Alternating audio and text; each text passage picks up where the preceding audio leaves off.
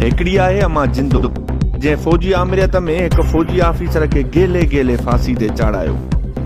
ऐं सिंध जी सियासत खे जिएदान बख़्शियो। ऐं हिकु आहे अमर नसीबा, जंहिं अफ़ज़ल पंवर जो लाश पंहिंजे हथनि सां लहद में लाहे सिंध जी क़ौमी तहरीक में हौसलो पैदा कयो ऐं पतंगनि आड़ा आड़े रुख कयो। उन बाद सिंध में जिन वॾे पैमाने ते क़ौमी सियासत में रूह फूकियो, से आहिनि शहीद उस्ताद हिदायत लोहार जो ॾिंगियूं ऐं बहादुर नियाणियूं सोरठ ऐं ससवी लोहार, जिन पंहिंजे अरड़े पीउ जे जनाज़े खे सन में कुल्हो ॾेई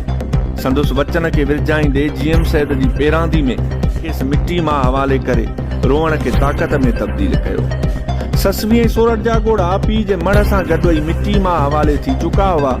जिन कातुलनि खे फाही ते टंगण ताईं जदोजहद जारी रखण जो वचन विरजाईंदे सिंध जी सियासत में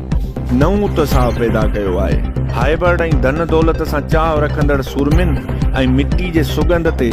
सिरनि जा सौदा करे मेरो ई महबूब असां मारुनि मञो वारी सिट खे हक़ीक़त में तब्दील कंदड़ सूरमिन में उहो ई फ़र्क़ु आहे।